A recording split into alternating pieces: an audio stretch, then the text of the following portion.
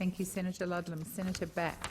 Thank you, Deputy President. And can I firstly congratulate you on your election to the position of Deputy President of the Senate. Can I also join my colleague Senator Hume in supporting her motion following the address by the Honourable the Governor-General of Australia in this place yesterday. Deputy President, can I firstly congratulate those who have been elected or re-elected to this place and to the other place for the 45th Parliament, and can I place on record my disappointment and my acknowledgement of the excellence of colleagues who in the 44th Parliament were in this chamber with me. David Johnson from Western Australia, Sean Edwards from South Australia, Richard Colbeck from Tasmania and Joe Lindgren from Queensland. The place will be poorer for their absence. And can I also note that Luke Simpkins, the then member for Cowan, was unsuccessful, and I do congratulate his successor, Ms Anne Arley, who is now the new member for Cowan. Deputy President, what the Governor-General yesterday highlighted for this country was the awesome responsibility that the 226 of us, the 150 in the other place and the 76 of us in this place have in the 45th Parliament and beyond, and our responsibility to the people of Australia. Can I say to you that each of us is accountable to the wider community for how we manage the Australian economy in the immediate future and beyond, the signals that we will give to the business community, to the welfare community, to those who are pensioners, those on disabilities, those who will be relying on the decisions of this Parliament to guide their future. Deputy President, I do so in the context of contrasting 2007-8 with 2016. And I do so because in 2008, 2009, we faced a global financial crisis. And from my experience of many years in business and my contacts both here in Australia and overseas, I can say to you without any doubt or without any contradiction that there are black clouds upon the world economy, and whilst Australia is strong with a AAA rating, we are by no means immune from the impact of the world economy. And I want to explain that in some more detail. But let me give you these figures by way of setting the scene, Deputy President. In 2007, this country had no net debt. It was debt-free. By 2013, it had $317 billion of debt. Now we have $430 billion and we're racing to $667 billion. I turn to deficit, which for those of you perhaps not so familiar in the public gallery, deficit is the difference between what you are earning and what you are spending. And if you spend more than you earn, then you have a deficit. There was no deficit in this country in 2007. By 2013, when the Abbott government assumed power, the deficit, the accumulated, was $240 billion, and of course it is now even higher. In 2007, facing what was to become a global financial crisis, we had money in the bank. We had some $30 to $40 billion earning interest. Today, the biggie barrel is empty. We have no cash in the bank. The Reserve Bank Governor Stevens, in 2008, at the commencement of the global financial crisis, had a cash rate of some 7.25%, with which he could manipulate monetary policy. 7.25% at a time when other economies, advanced economies around the world, the UK, the US, Canada, France, Italy, countries with whom we are often compared, were already down at 1.5% in their cash rates. 7.25% in 2007-8, and as we know, today in one of his last acts as the Governor of the Reserve Bank, Mr Stevens, and I congratulate him towards his retirement, brought the cash rate down to an historic level of 1.5%. Effectively, there is nowhere else to go. He can't use that as a manipulative tool anymore. Why? Because generally one of the effects of reducing the cash rate is to also bring down the value of the Australian dollar, which makes our exports more competitive. Well, as we all know, the other day, following the reduction from 1.75 to 1.5%, the Australian dollar actually went up. So clearly that manipulative tool has now ceased to work. In 2007-8, China was wanting to buy everything that Australia had: iron ore, coking coal, thermal coal, gas, you name it. Today, the Chinese economy is looking very, very subdued. In 2007-8, the price of iron ore, and for that matter, LNG, was up over $150 a tonne. Today they're both scratching at around $45 and $50 a tonne. I say these things, Deputy President, because those who don't understand that if this country is to move, as the rest of the world indeed is moving, towards dark economic times, we have got very little fat left in our system. And I urge people to be well aware of it. If ever there was a time to help your generation, through you, Deputy President, to the young people in the gallery, and indeed your children's generation, when and if you have them, it is the fact that we've got to return the budget to balance. What's the impact of those figures I just gave you? Well, just reflect on this for a moment. This country is borrowing at the moment $1.2 billion a month, not to repay the debt, just to pay the interest. We are borrowing offshore against your futures, just to pay the interest on the debt. What does that translate to?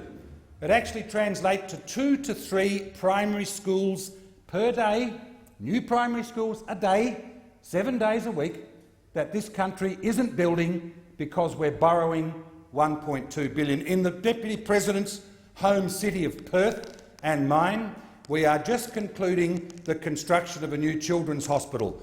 $1.2 billion. 1 month's interest on the debt would pay for that hospital in its entirety. Those are the sorts of figures that we are talking about. And I then ask you to reflect on what is happening in the world. What happened in Britain recently? They voted to leave the European Economic Community and all of the impacts that's having. The United States would have the 2 least popular candidates leading up to their presidential election in November in history. And who knows what the impact on the United States would be. Russia would technically be in recession today. Eastern Europe is looking very, very shaky. Japan, and I'm pleased that a person with much more economic background than me is in the chamber, in Senator Whish-Wilson. Japan and Switzerland, both first world countries, have at the moment negative interest rates. If somebody puts money in the bank in Tokyo or in Bern, they actually are paying the bank to have those funds in the bank with them. China, as I mentioned, has got some significant difficulties, and of course their growth rate has declined. The Middle East region, and I talk then, as indeed my predecessor speaking before me mentioned, the downturn in the oil and gas industry. And have a look with most countries of the world that produce oil and gas. The Middle East region, Eastern Europe, Africa, with the exception of the United States, most of them countries with difficult economies. So, Deputy President, it is the case that the Australian community expects us to have money for homelessness, for affordable housing, for health, for education. But it is the case, as we all know, in our own homes, in our small businesses, if we have been or are in small business, as indeed in the nation. If we are spending more than we are earning, then we are in deficit, then we accumulate debt, then we must pay the interest on the debt.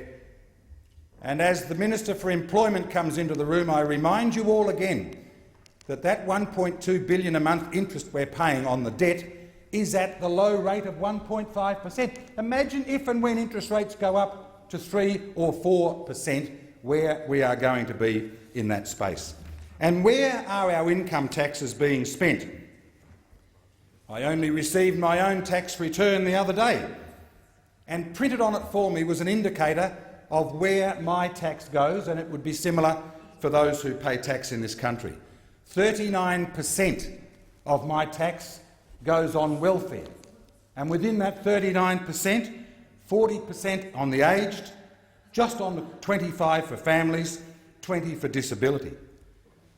18.5% of my tax goes on health, 8.7 on education and 8.7 on defence. My contribution to that government debt, the interest on the debt, is absorbing 4% of my tax that I pay, and it's more than our transport and communications costs of 2.3.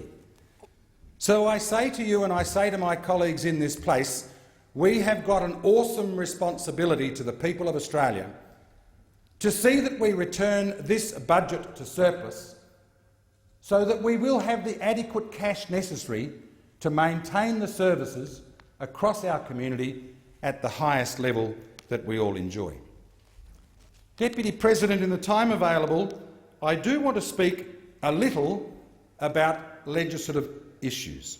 And the first one I want to speak about is the legislation that will come, I think, before the chamber, associated with Country Fire Authority of Victorian volunteers. The Minister, much more eloquent than I, will be able to share with the Parliament what the objectives are in this space, but they are largely directed at ensuring that volunteers in our emergency services, fire, rescue, marine rescue, state emergency service, etc., will enjoy the continued protection that all of our volunteers must. And I will declare my interest here as a past Chief Executive of the Bushfires Board of Western Australia, a proud organisation which, when it existed, I was its last Chief Executive, we had 58 staff and we had 19,000 volunteers. Why do I make that point, Deputy President? Because this is not just about the CFA at all. It is a national issue because everybody in Australia is watching what is happening. And I'm disappointed at the moment that my colleague Senator Gavin Marshall is not in the chamber, because it has been put to me that in some way I'm opposed to the Firefighters Union. Let me place on record I have no such opposition.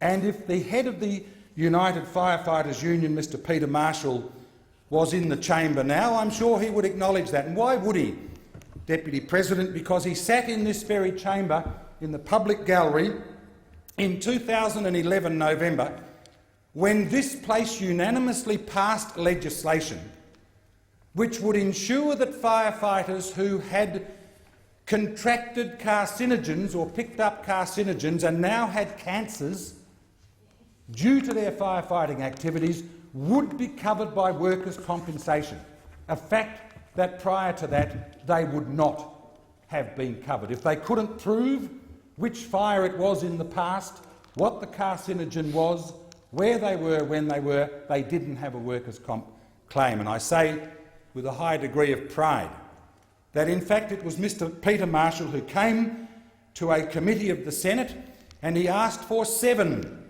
cancers to be recognised as those that would be supported in terms of cancers which firefighters in Australia now have. By the end of that process, we did not accept Mr Peter Marshall's request for 7 such cancers. Through you, Deputy President, to the Minister, we widened it to 13 cancers, because international evidence from the Canadians and the Americans and the British and others were that there were 14 cancers that could be ascribed through medical epidemiology to be due to their jobs as firefighters. The one that I was not willing to accept was that of melanomas and skin cancers. Why? Because Australians have such a propensity for them.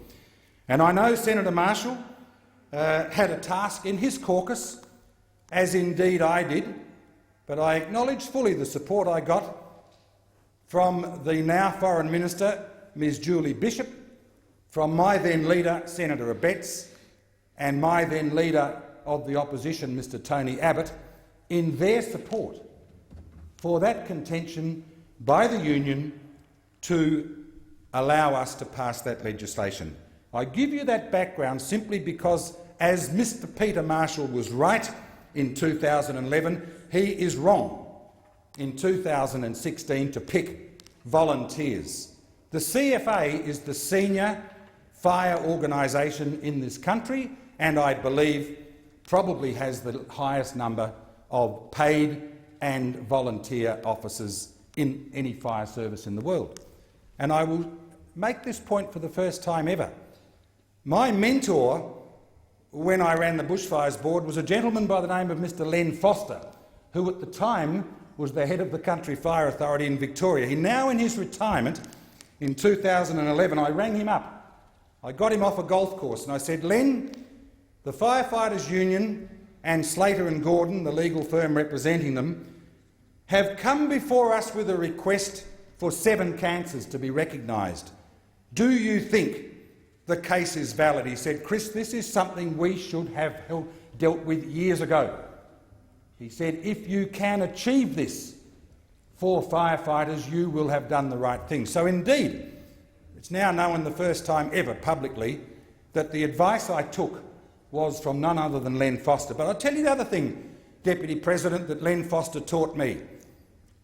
He said to me, do not ever make the mistake of equating volunteerism to amateurism. He said, if I've got appropriately trained, equipped, skilled and resourced paid officers and volunteers in the CFA, each of them will exactly do the equivalent job. And unfortunately, this is what Mr Marshall is trying to do. He is trying to arrange a situation in which, for example, volunteers would never have to give orders to a paid officer, that if a scale of operation got to a certain level, that only paid officers would be eligible to go ahead and do that work. In other words, volunteers would be downgraded and belittled. And I have even heard it in our home state of Western Australia, following the bushfires that occurred in the summertime in Esperance and at Yarloop and Waroona. And that's why I say this is not confined to the CFA, it is linked nationally. The representative of the Firefighters Union in Perth was mentioning this term. We have got the professionals who are the paid officers, and we've got the volunteers, meaning the well-meaning amateurs. And that is a fundamental error. It is an insult. And of course, in our home state of WA, with its 1 million square miles of land mass, it is volunteers who have the skill, the equipment, the interest, the devotion and the availability to actually handle the fires of the incident of the type about which I speak. So if and when this legislation comes before this chamber, Deputy President, I will be speaking in far greater detail, and I will be urging this place to ensure the passage of the legislation that Minister Cash will be proposing. In the few minutes left available to me, Deputy President, I will stay on the theme of fire, because we are coming up to another bushfire season, and of course around Australia we know that there's going to be significant bushfires, even in New South Wales, through you, Deputy President, to Senator Williams. I understand for once you're having a decent cropping season. And I say this following a Senate inquiry we had, which my then colleague Senator Bill Heffernan, who we also miss dearly, we had an inquiry basically following the Black Saturday fires in Victoria in February of 2009. And amongst other things, the recommendation of that inquiry was that the Productivity Commission be tasked to see where the Commonwealth Government's funds could best be spent in mitigation and reduction of fires, which ultimately are a state and territory responsibility. The Productivity Commission indicated that if the Commonwealth spent its money in prevention and preparation, there was a $9 to 1 return to the Australian community. But if the Commonwealth did nothing but waited around for what we call the response and the recovery, in other words, waiting for the fires to occur and then trying to be involved in combating them and recovering afterwards, there was scarcely a $1 for $1 value.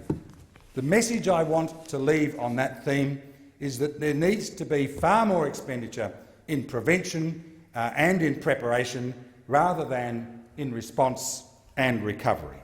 Thank you, Senator Back, and thank